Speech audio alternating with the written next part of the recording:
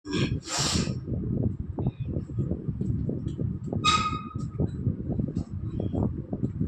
दोस्तों, स्वागत है आपका अपने यूट्यूब चैनल आरएस क्लासेस पर। तो कैसे आप सभी लोग, आशा करते हैं आप सभी लोग काफ़ी अच्छे होंगे।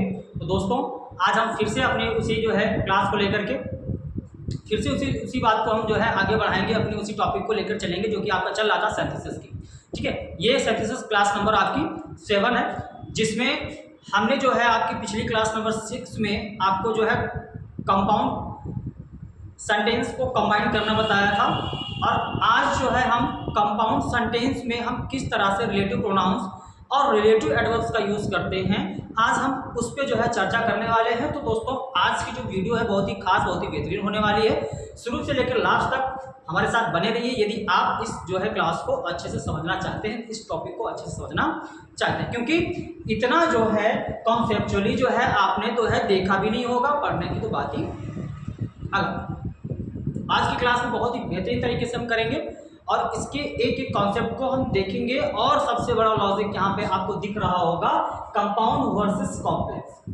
क्योंकि ये जो टॉपिक आपका दे रखा है ना, रिलेटिव प्रोनाउंस एंड एडवर्ब का, ये जो टॉपिक है वो कंपाउंड में भी आता है और कॉम्प्लेक्स में भी आता है। और दिक्कत आपके सामने आप ये आती होगी कि कब ये कंपाउंड बन जाता है और कब ये कॉम्प्लेक्स सेंटेंस में आ जाता है। ये लॉजिक नहीं समझ आता। उसके पहले हम इसके सारे कॉन्सेप्ट आपको क्लियर करा देंगे, ठीक है। लेकिन आप हमारे साथ जो है लास्ट तक बने जरूर रहिए, क्लास में लास्ट तक इस वीडियो को वॉच करें, ठीक है। और जो लोग अभी फिलहाल हमारे चैनल को सब्सक्राइब नहीं किए हैं तो फटाफट सब्सक्राइब करके उसके बेल आइकन को प्रेस कर दें ताकि आपको इसकी नोटिफिकेशन मिलती रहे, ठीक है। चलिए, हम बात करेंगे किसकी, relative pronouns and relative adverbs की। तो कंपाउंड सेंटेंस में हम किस तरह से रिलेटिव प्रोनाउंस का यूज करेंगे और किस तरह से हम रिलेटिव एडवर्ब्स का यूज करेंगे, वो आज हम इस क्लास में देखेंगे बहुत ही बेहतरीन तरीके से। और आप जो है इस चीज़ पर फोकस करेंगे। अपनी जो है कॉपी जो है और अपना पेन सब व्यवस्थित कर लीजिए, इसके नोट्स बनाते चले जाइए, क्योंकि ऐसा ना हो बाद में आप उसे स्किप कर दें। क्लियर? तो देखेंगे रिलेटिव प्रोनाउंस पहले देख लेते हैं कौन कौन से वर्ड होते हैं और रिलेटिव एडवर्ब कौन कौन से वर्ड। आपने रिलेटिव प्रोनाउंस भी पढ़ा होगा, आपने रिलेटिव एडवर्ब भी पढ़ा होगा, आपने रिलेटिव एडजेक्टिव भी पढ़ा होगा, ठीक है। तो यहाँ पर प्रोनाउन और एडवर्ब की बात की जा रही है, तो हम पहले ये जान लेते हैं रिलेटिव जो प्रोनाउंस होते हैं उसकी एक पहचान हमें दे रखी है, जिससे आप क्या कर सकते हैं, इसको आसानी से याद रख सकते हैं अपने माइंड में। यदि आप इस वर्ड को इस टाइप से पढ़ेंगे www.tw, तो www.tw का मतलब क्या है भैया, इस w से आपका होगा who, इस w से आपका होगा whom, और इस w से आपका होगा whose, और t से होगा that, और w से होगा which, ठीक है। तो ये क्या है, इसकी एक्सटेंशन है, इसकी एक पहचान है किसकी, रिलेटिव प्रोनाउंस की, www.tw। आप इसको अच्छे से याद रखिएगा भैया। यदि आपको ये याद रहेगा तो उनके नाम ऑटोमेटिक याद हो जाएंगे। ये आपके क्या होते हैं, रिलेटिव प्रोनाउंस होते हैं। अगर हम इनके यूजेस की बात करें तो भी साथ में देख लेते हैं इनके यूजेस क्या होते हैं। हु का मतलब वैसे तो इंटेरोगेटिव की बात करें तो वहाँ पे कौन होता है, लेकिन हम यहाँ पे बात करेंगे जो या जिसने, ठीक है। अब ये जो आपका हु है वो किसी लिविंग बीइंग को प्रेजेंट करेगा। किसको प्रेजेंट करेगा, लिविंग बीइंग, बोले तो सजीव, ठीक है। और इन दोनों का यूज हम जो है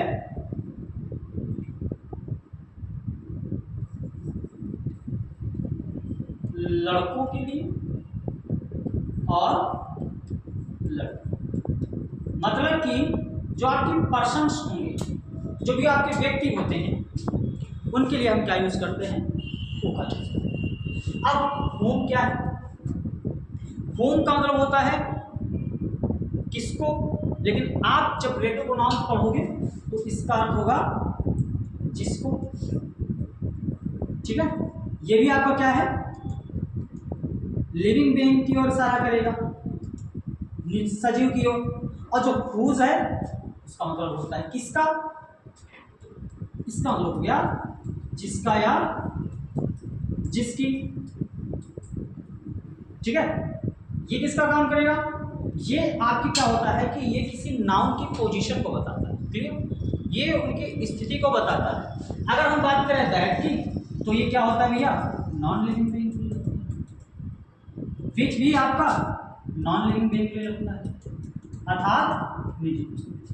तो कहीं ना कहीं देखें कि ये जो www.tw है वो आपका जो है नाउन की ओर इशारा करेगा। जितनी भी चीजें हैं आपकी, हु हो चाहे हूँ हो, हुज हो, दैट हो, विच हो, क्योंकि लिविंग बीइंग हो चाहे नॉन लिविंग बीइंग हो, आता सब आपका क्या है, नाउन ही है ना। सजीव होगा तब भी नाउन होगा, निर्जीव होगा तब भी नाउन होगा, क्लियर। अब हम बात करें अगर www.home की, तो भैया मेरे इसको याद रखना है कि ये आपका रिलेटिव एडवर्ब वाला फंडा है। रिलेटिव एडवर्ब जहां पे आपका होगा वहां पे आपको ये लॉजिक अपने माइंड में उठा लेना है, www.home, या आप ये कहते हैं www.h, इस तरह से कह सकते हैं। भैया ये जो हम आपको प्रोनाउंस बताए हैं इन सब का यूज हम कंपाउंड सेंटेंस में भी करते हैं और कॉम्प्लेक्स सेंटेंस में भी करते हैं, इसलिए इसको पकड़ना बहुत ही आवश्यक है। यदि आप समझोगे नहीं ना तो आप इन दोनों के चक्रव्यूह में फंस जाओगे, भंवर में फंस जाओगे, फिर उससे आपको पार नहीं मिलेगा। फिर आप समझ नहीं पाएंगे कि कहाँ पे कोऑर्डिनेट बन रहा है, मतलब कहाँ पे आपको कंपाउंड बन रहा है और कहाँ पे आपका कॉम्प्लेक्स बन रहा है। तो इस चीज को आपको बहुत ही अच्छे से ध्यान रखना पड़ेगा, है ना, कि विच एंड दैट का यूज हम ऐसे वस्तु के लिए करते हैं जो संभवतः निर्जीव हो, और बाकी हुज, हुम, हु ये सब किसके लिए आता है, सजीवों के लिए आता है। हुज जो है पर्सनली अगर देखा जाए तो पोजीशन की ओर इशारा करता है। तो इन सब का यूज कहाँ पे होना है ये चीज ध्यान रखना है। आगे जब सेंटेंस कंबाइन करेंगे तो वहां पे इसकी आवश्यकता पड़ेगी, क्लियर। अब हम बात कर लेंगे रिलेटिव एडवर्ब की। तो रिलेटिव जो एडवर्ब होते हैं वो www.home होगा। W से क्या हो गया भैया आपका, W से हो गया when, एंड W से हो गया आपका where, एंड W से आपका हो गया why, एंड H से हो गया आपका how। when का यूज जो है समय के लिए किया जाता है, टाइम दिखाने के लिए। वेयर का यूज स्थान के लिए होता है अर्थात प्लेस दिखाने के लिए। वाई का यूज रीजन के लिए अर्थात कारण के लिए करते हैं भैया मेरे। और हाउ का यूज मैनर के लिए करते हैं, ढंग के लिए करते हैं, ठीक है, ढंग के लिए करते हैं। तो ये आपके रिलेटिव प्रोनाउंस और ये आपके रिलेटिव एडवर्ब। लॉजिक बता दिया है कि किसके साथ किसका यूज करना है। मतलब जो समय, जब कहीं ना कहीं वाक्य में आपका टाइम का जो है टाइम शो करेगा तो वहाँ पे आप व्हेन का यूज करेंगे, प्लेस शो करे तो वहाँ पे वेयर का यूज करिए, कोई रीजन कोई कारण हो तो वहाँ पे आप व्हेन वाई का यूज करिए, और हाउ अगर कोई ढंग है तो वहाँ पे हाउ का यूज करिए। क्लियर हुआ इतना। अब हम आगे चलते हैं, इनके सेंटेंसेस हम कैसे बनाएंगे वो देख लेते हैं, ठीक है, इनके हम सेंटेंसेस को कैसे बनाएंगे।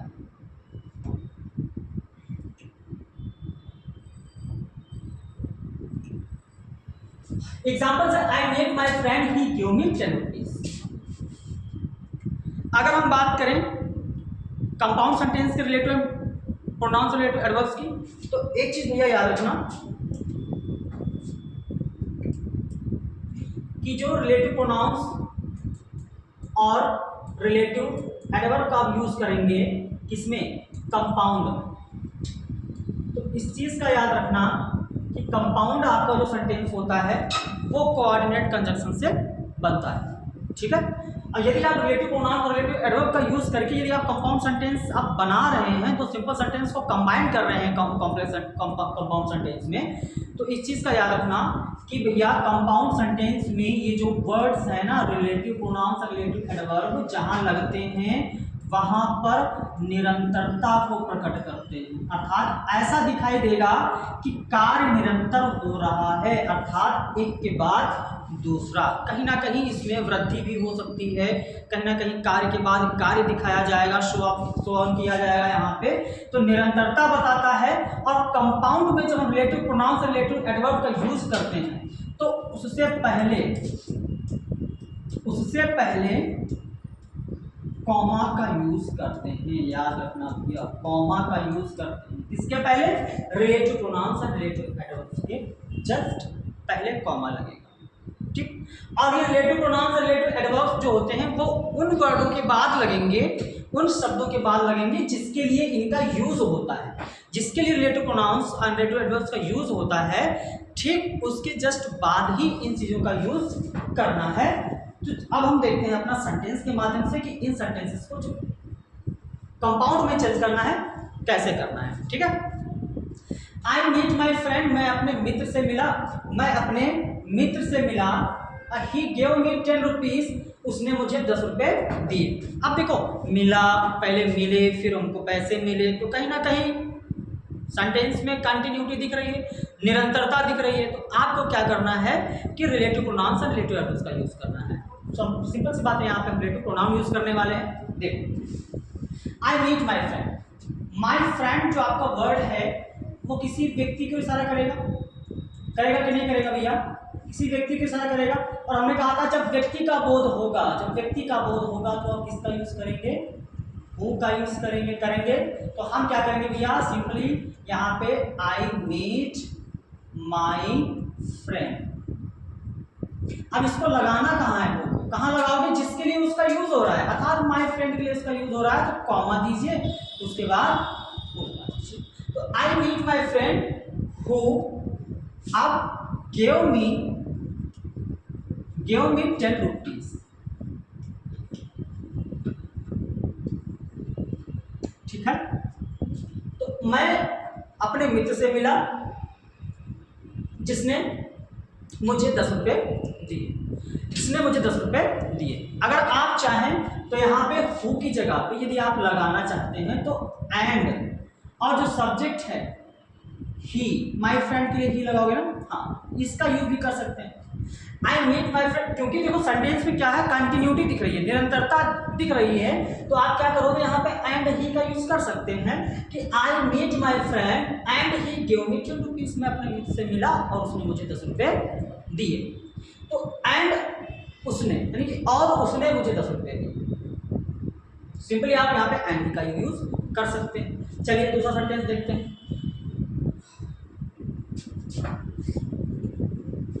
I saw a bird, it was sitting on the tree. मैंने एक पक्षी को देखा, मैंने एक चिड़िया को देखा, it was sitting on the tree, जो पेड़ पर बैठा हुआ था। मैंने एक पक्षी देखा जो पेड़ पर बैठा हुआ था। अब यहाँ पे बात करेंगे भैया बर्ड की, ठीक है। तो भैया याद रखना ये जो विच का यूज होता है, विच का यूज जानवरों यानी कि पशुओं के लिए होता है अधिकतर, ठीक। या हम यूँ कह लें कि भैया देखो छोटे छोटे जो जीव होते हैं ग्रामेटिकल क्या होते हैं, उनको नॉन लिविंग बोला जाता है, मतलब कि निर्जीव बोला जाता है। जो छोटे छोटे आपके जो है जीव होंगे उनके। तो सिंपल सी बात है, हम यहाँ पर किसका यूज करने वाले हैं, विच का यूज करने वाले हैं। क्लियर। बर्ड है, आई सॉ अ बर्ड, मैंने एक पक्षी को देखा, comma which was sitting on the tree, which was sitting on the tree। Clear हुआ भैया। तो I saw a bird which was sitting on the tree, इस तरह सेंटेंस को बनाएंगे। अगला सेंटेंस देखेंगे, he went to the hospital, he saw a dead body there।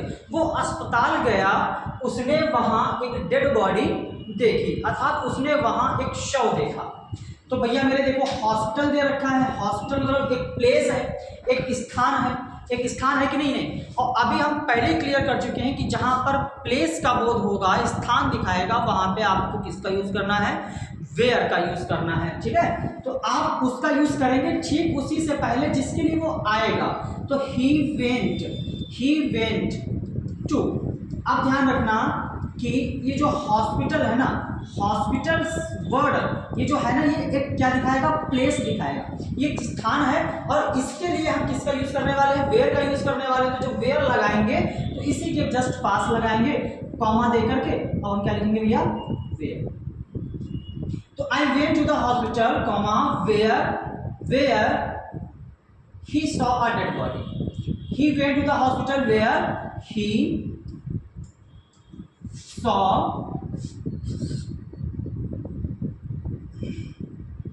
He saw a dead body. जहां पर वेयर लगाओगे प्लेस के लिए, वहां से देयर का काम खत्म हो जाएगा, इसलिए उसको हम वहां पर नहीं ऐड करेंगे। तो he went to the hospital where he saw a dead body, वो अस्पताल गया जहां उसने एक शव देखा। तो जब प्लेस का बोध होगा तो वेयर का यूज करेंगे कॉमा के साथ में compound sentence. I called a boy, मैंने एक लड़के को बुलाया, his brother is in the jail, उसका भाई जेल में था। मैंने लड़के को बुलाया, एक लड़के को बुलाया जिसका भाई, सॉरी मैंने आंसर बता दिया कि जिसका भाई जेल में था। अब यहाँ पे देखिए अब बॉय है तो आई कॉल्ड अ बॉय, ठीक। तो हम यहाँ पे यूज करने वाले हैं हुज का। किसका यूज करने वाले भैया? हुज का यूज करने वाले हैं, क्योंकि इसका अर्थ होगा जिसका, और ये किसी की पोजीशन को बताएगा। यहाँ पे नाउन कौन है भैया? कि आई कॉल्ड अ बॉय, बॉय जो है आपका नाउन है और इसमें हिज ब्रदर नाउन है। तो हिज ब्रदर आपका नाउन है, तो क्या करना है आपको कि जो हुज लगेगा वो उसके पहले लगाना है जिसकी ये पोजीशन को बताएगा। तो हिज ब्रदर की पोजीशन बताएगा, तो यहाँ पे क्या करना है? ब्रदर लिख देना है और हिज को हटा देना, ठीक। I called a boy whose brother is in the jail, जिसका भाई जेल में था, ठीक है। यहाँ पे इसमें यहाँ पे वाज होगा। I called a boy whose brother was in the jail, मैंने एक लड़के को बुलाया जिसका भाई जेल में था। मैंने लड़के को बुलाया, उसका ब्रदर मतलब उसका भाई जो जेल में था। अब कहीं ना कहीं ये भाई किसका है? लड़के का है। तो लड़के का भाई है ना, तो उसके लिए हम क्या करेंगे भैया? यूज का, हुज का प्रयोग करेंगे, जिसका अर्थ होगा जिसका। क्लियर? चलिए अगला सेंटेंस देखते हैं। Geeta is the girl everybody loves her. Geeta is the girl, Geeta लड़की है, एवरीबॉडी लव्स हर, उसे सब पसंद करते हैं। तो गीता लड़की है, उसको सब पसंद करते हैं। तो गीता एक ऐसी लड़की है जिसको सब पसंद करते हैं। तो जिसको के लिए हमने आपको बताया था डिस्को करना है, मतलब हुज लगाना है। गीता इज द गर्ल, यहां पर सॉरी होम लगाएंगे, जिसको एवरीबॉडी लव्स, जिसको सब प्रेम करते हैं। तो गीता वो लड़की है जिसको सब पसंद करते हैं, सब प्रेम करते हैं। जब हम होम लगाएंगे, ठीक है, तो यहाँ पे क्या करना भैया? हर को हटा देना, क्योंकि गीता एक लड़की है। अब ये सेंटेंस क्या है? गीता के लिए बना हुआ है ना, तो हर का यूज नहीं होना। तो Geeta is the girl, Geeta लड़की है, गीता वो लड़की है होम जिसको सब पसंद करते हैं। अब जिसको सब पसंद करते हैं, तो जिसको गीता की बात कर रहे हैं ना, तो गीता के लिए होम का यूज होगा। प्रोनाउन यहाँ से आपका हर हट जाएगा। क्लियर हुआ इतना? जब भी किसी व्यक्ति का बोध हो और हु का यूज करना है तो कॉमा में करना है, ठीक है। कब करना है? कॉमा में करना है, ध्यान रखना। और यदि आपका कोई ऐसा जीव जंतु हो या कोई नॉन लिविंग बीइंग हो, तो वहां पे विच का यूज करना है। अगर किसी प्लेस का बोध हो रहा हो तो वेयर का यूज करना है। यदि किसी की पोजीशन का बोध हो रहा हो किसी व्यक्ति की, तो वहां पे हुज का यूज करना है। और यदि होम का यूज हमने बताया था कि ये जिसको जिसके के अर्थ के लिए किया जाता है, और जब अपना संबंध किसी के साथ दिखाएगा तो वहां पे किसका यूज करना है? होम का यूज करना है। तो गीता एक ऐसी लड़की है जिसको सब पसंद करते हैं, सब प्रेम करते हैं। तो जिसको के लिए किसका यूज किया गया? जिसको के लिए, जिसको सब पसंद करते हैं। क्लियर हुआ ना? चलिए, ये ऐसे सेंटेंसेस आपके क्या होते हैं? कंपाउंड सेंटेंस के अकॉर्डिंग हम यहाँ पे बनाए हैं, तो ये क्या कहलाएंगे? आपके कंपाउंड सेंटेंस कहलाएंगे, ठीक। रिलेटिव प्रोनाउंस और रिलेटिव एडवर्ब के साथ में। अब हम देखेंगे कि अगर यही सेंटेंसेस आपके कॉम्प्लेक्स सेंटेंस में आ गए और कहा जाए कि इनको कॉम्प्लेक्स में बदलिए, तो आपको क्या करना है? ये डाउट रहता है कि यदि ये कंपाउंड है तो ऐसे कंजक्शंस का यूज, यानी कि ऐसे रिलेटिव प्रोनाउंस और रिलेटिव एडवर्ब्स का यूज तो हमने कॉम्प्लेक्स में भी देखा है। तो या तो वो वहां पे यूज होंगे या तो यहाँ पे यूज होंगे, एक ही जगह पे आ सकता है। तो ये डाउट हम आपका इसके माध्यम से क्लियर कर देना। ठीक है, डिफरेंसेस देख लेते हैं कि कंपाउंड सेंटेंस में और कॉम्प्लेक्स सेंटेंस में इन सेंटेंसेस को हम कैसे डील करने वाले हैं, यानी कि कैसे इनको हम कंबाइन करने वाले हैं। ठीक है, तो चलिए देखते हैं भैया कि यहाँ पर दिया हुआ है कंपाउंड एक तरफ, दूसरी तरफ आपका दे रखा है कॉम्प्लेक्स। अगर सेंटेंस की बात करें तो I met a boy, he give me a book, मैं एक लड़के से मिला, उसने मुझे पुस्तक दी। अगर कंपाउंड बनाना है तो अभी बिल्कुल हम आपको बता चुके हैं कैसे बनाना है भैया। आपको क्या करना है, आई मेट अ बॉय, उसके बाद क्या करना है, कॉमा लगाना है, who give me a book. इतना करा I met a boy who give me a book, मैं एक लड़के से मिला जिसने मुझे क्या दिया भैया, किताब दी, जिसने मुझे किताब दी, पुस्तक दी। मैं एक लड़के से मिला और उसने मुझे किताब दी। तो कहीं ना कहीं इसमें देखो कंटिन्यूटी दिख रही है कि नहीं, निरंतरता, कि मैं उससे मिला और उसने मुझे जो है एक पुस्तक दी। तो मिलना और देना ये चीज़ क्या है भैया, कंटिन्यूटी को दिखाता है। वहीं दूसरी ओर अगर हम कॉम्प्लेक्स सेंटेंस की बात करें, कंपाउंड सेंटेंस निरंतरता को दिखाता है, और ये क्या होता है भैया, विद कॉमा यूज होता है, अर्थात कॉमा के साथ यूज उसका होता है। अगर हम कॉम्प्लेक्स की बात करें तो ये किसी ना किसी की विशेषता बताता है। क्या बताता है भैया, विशेषता बताता है, और ये विदाउट कॉमा आता है। ठीक है, विदाउट कॉमा, तो वो कॉम्प्लेक्स सेंटेंस हो जाएगा। जैसे कि आई know the boy he came here, मैं लड़के को जानता हूं, ही केम हियर, वो यहाँ आया। अब आप बताइए कि आप जिसको जानते हैं, जो लड़का है, ठीक है, आई नो द बॉय, मैं लड़के को जानता हूं, वो यहाँ आया, तो ये विशेषता किसके है, आपकी विशेषता है ना, ये आपकी खासियत है, ये आपकी क्वालिटी है, ये आपकी चीज़ है कि आप उस लड़के को जान रहे हैं, उसको आप पहचानते हैं। तो कहीं ना कहीं देख रहे हैं आप, विशेषता इसकी दिखाई दे रही। तो जब इसको आप बनाओगे तो लॉजिक यही लगेगा कंपाउंड की तरह वाला, लेकिन आई know the boy who came, लेकिन इसको विदाउट कॉमा, अर्थात यहाँ पे कोई कॉमा का आपको नहीं देना है। अगर यही सेंटेंस मैं कह दूं भैया कि कंपाउंड ना, तो कॉमा लग जाएगा। ठीक है, और जब कॉमा लगेगा तो वो क्या दिखाएगा, कंटिन्यूटी दिखाएगा, निरंतरता को दिखाएगा। और आई know the boy who came here, मैं लड़के को जानता हूँ जो यहाँ आया। और दूसरी बात क्या होता है भैया, जो कंपाउंड सेंटेंस जो होता है, यहाँ के जो रिलेटिव प्रोनाउंस होते हैं, रिलेटिव एडवर्ब्स होते हैं, और जो कंजक्शंस यूज हम करते हैं, ये सब क्या करते हैं, ये पहली बात तो दो इंडिपेंडेंट क्लॉज से बने होते हैं, मतलब दो इंडिपेंडेंट क्लॉज को आपस में जोड़ रहे होते हैं। एक तो ये लॉजिक है, अगर ये इंडिपेंडेंट क्लॉज को जोड़ रहे हैं और उसमें कोऑर्डिनेट कंजक्शन या रिलेटिव प्रोनाउंस या रिलेटिव एडवर्ब का यूज किया गया है, तो इसका मतलब ये है कि ये जो है किसी प्रिंसिपल क्लॉज का सहयोग कर रहा है। ठीक है, किसी प्रिंसिपल क्लॉज का सहयोगी बन रहा है, केवल वो खुद अपना एक अर्थ अलग बना सकता है, लेकिन वो उस समय इस सेंटेंस में, यानी कि जो इंडिपेंडेंट क्लॉज होती है उसमें अपना सहयोग दे रहा है। दोनों क्लासेस जो है अकेले खड़ी रह सकती है, दोनों क्लासेस आप अपना अर्थ पूरी तरह से दे सकती है, लेकिन जब ये आपस में मिलती हैं तो क्या करती हैं, एक दूसरे का सहयोग करती हैं। लेकिन कॉम्प्लेक्स में ऐसा नहीं होता। कॉम्प्लेक्स में हम जिस क्लॉज का यूज करते हैं, सबऑर्डिनेट क्लॉज का यूज करते हैं, इसका अर्थ होता है डिपेंडेंट क्लॉज। ये डिपेंड करती है किस पे, किसी इंडिपेंडेंट क्लॉज पर। ये क्लॉज जो है किसी इंडिपेंडेंट क्लॉज पर क्या करेगी भैया, डिपेंड करेगी। ठीक है ना, आश्रित रहेगी। लेकिन कोऑर्डिनेट का मतलब ऐसा नहीं होता। कोऑर्डिनेट जो होता है उसका मतलब ये है कि वो खुद अपना पूर्ण अर्थ दे सकता है और उसको किसी अदर क्लॉज की आवश्यकता नहीं है। वो अपना जो है, अगर सेंटेंस में, अगर वो किसी सेंटेंस में कंबाइन हो रही है, किसी सेंटेंस में जुड़ रही है, तो इसका मतलब ये है कि वो कहीं ना कहीं उस क्लॉज को सहयोग प्रदान कर रही है। हालांकि वो अकेले यूज नहीं हो सकती, लेकिन वो भी सहारा लेती है इंडिपेंडेंट का, लेकिन वो उस पर आश्रित नहीं है पूरी तरह से। अगर आप चाहो तो उसको अलग से आप लिख सकते हो, क्योंकि उसका पूर्ण अर्थ अलग भी आएगा। आप जो है इंडिपेंडेंट क्लॉज में सहयोग करने के लिए, कोऑर्डिनेट क्लॉजेस क्या होती हैं, ये क्या करती हैं, कोऑर्डिनेशन करती है। किसके साथ, इंडिपेंडेंट क्लॉज के साथ, अर्थात प्रिंसिपल क्लॉज के साथ में ये कोऑर्डिनेशन करती है, ना कि डिपेंड होती है। इसलिए कोऑर्डिनेट क्लॉज अपने आप में खुद पूर्ण अर्थ है उसका। ये कंटिन्यूटी को दिखाएगा, निरंतरता को दिखाएगा और कॉमा के साथ आएगा।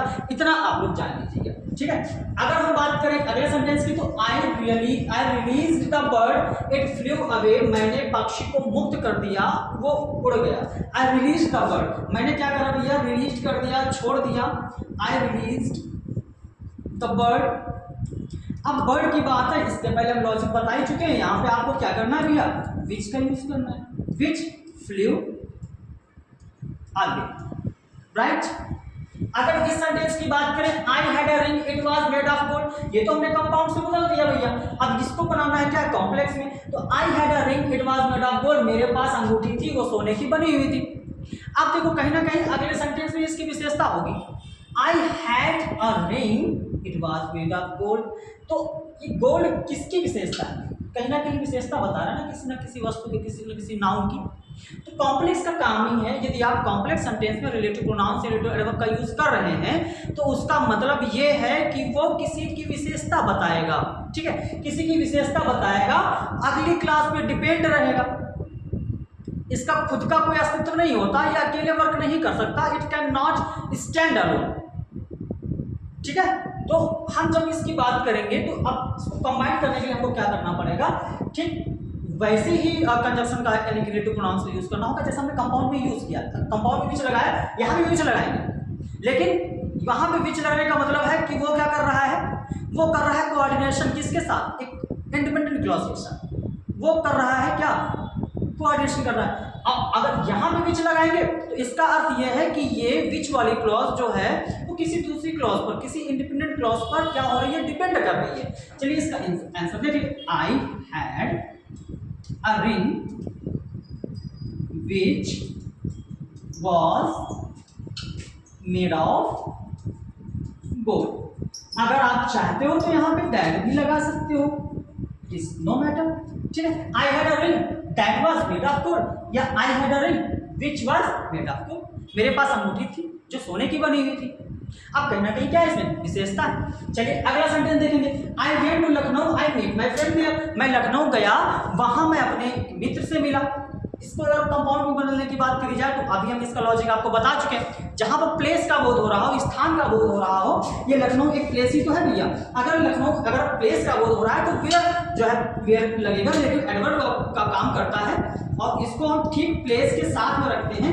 आई went to Lucknow, I went to Lucknow comma where I met my friend, ठीक है, where I met my friend, where I met my friend, there का यूज हटा देंगे, अगर वेयर लगा हुआ तो देयर का यूज हट जाएगा।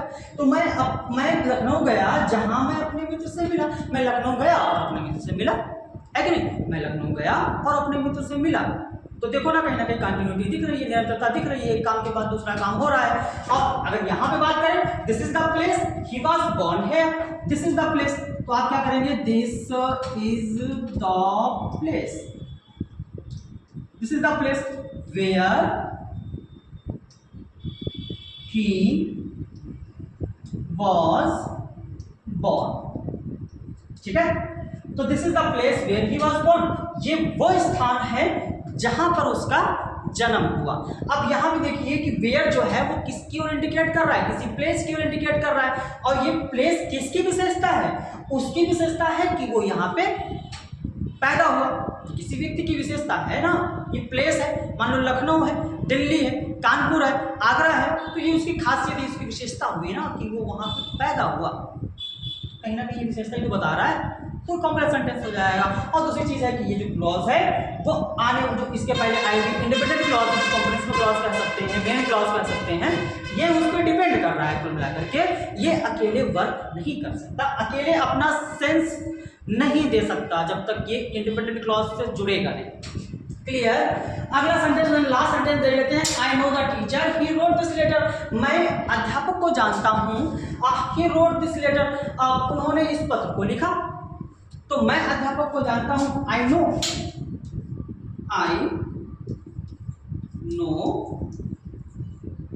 नो द टीचर, मैं अध्यापक को जानता हूं, who wrote this letter, जिन्होंने एक पत्र लिखा। मैं उस अध्यापक को जानता हूँ जिन्होंने ये पत्र लिखा, है कि नहीं? मैं अध्यापक को जानता हूँ, उन्होंने ये पत्र लिखा। तो कहीं ना कहीं एक कार्य के बाद दूसरा कार्य बताया जा रहा है। तो I met an old man, he had a long beard. मैं एक बूढ़े व्यक्ति से मिला, he had a long beard, उसकी लंबी दाढ़ी थी। तो लंबी दाढ़ी होना किसकी विशेषता है? एक व्यक्ति की। और व्यक्ति के लिए हम क्या यूज करने वाले हैं? हु यूज करने वाले हैं, जो कि किसी ना किसी की विशेषता को जोड़ रहा है। ठीक है, इस व्यक्ति की ये विशेषता है और इन दोनों को आपस में जोड़ने का काम कौन करेगा? हु करेगा। I met an old man who had a long beard. मैं उस व्यक्ति से मिला जिसकी बड़ी सी दाढ़ी थी, काफी लंबी दाढ़ी थी। तो भैया ये रहा आपका डिफरेंस, जो कि कंपाउंड एंड कॉम्प्लेक्स में अक्सर आपकी जो है दिमाग की बत्तियों को बुझा देते हैं। लेकिन इस कॉन्सेप्ट के साथ आप याद रखिएगा कि कंपाउंड सेंटेंस क्या शो करता है एंड कॉम्प्लेक्स सेंटेंस क्या शो करता है। कंपाउंड सेंटेंस वो किसी ना किसी वर्ब की कंटिन्यूटी को दिखाएगा, कॉमा के साथ आएगा। और वहीं दूसरी ओर कॉम्प्लेक्स सेंटेंस ये क्या होता है? विदाउट कॉमा यूज किया जाता है और ये किसी ना किसी की विशेषता को प्रकट करता है। और ये अकेले स्टैंड भी नहीं हो सकती, ये किसी ना किसी इंडिपेंडेंट क्लॉज के सहारे चलती है, उसी के साथ काम करती है, तब जाके उसका पूर्ण अर्थ निकलता है। क्लियर? चलिए, आज की क्लास में भैया कंपाउंड सेंटेंस आपका पूरा खत्म हो गया। अब अपनी जो है अगली क्लास आएगी कॉम्प्लेक्स सेंटेंस की क्लॉज, जिसमें हम सब ऑर्डिनेट के बारे में जानेंगे, दूसरी क्लॉज जो आपकी होती है उसके बारे में जानेंगे। लेकिन उससे पहले हम आपके लिए क्लास अवश्य लेकर आएंगे क्लॉज की पर्सनली आपके लिए, ताकि आप ये जो फंडा है ना, कौन सी प्रिंसिपल क्लॉज, कौन सी डिपेंडेंट, कौन सी इंडिपेंडेंट, कौन सी मेन क्लास, कौन सी इंपॉर्टेंट क्लॉज, ये सब क्या होता है, इसकी क्लास बहुत ही जल्द आपको मिलने वाली है। तो बने रहिएगा हमारे साथ, डेली की डेली जुड़े रहिए। और इसके लिए आपको क्या करना होगा? आपको हमारे चैनल को सब्सक्राइब करना होगा, ताकि आप इस चैनल पे दी जाने वाली जो क्लासेस हैं उसकी नोटिफिकेशन आपको मिल सके। शेयर करना तो बिल्कुल मत भूलना, और वीडियो अगर पसंद आई हो तो लास्ट में लाइक जरूर कर देना। ओके, ये सारे नोट्स आप अच्छे से बना लीजिए और इनकी प्रैक्टिस कर लीजिए। हम मिलेंगे अपनी अगली क्लास में। धन्यवाद।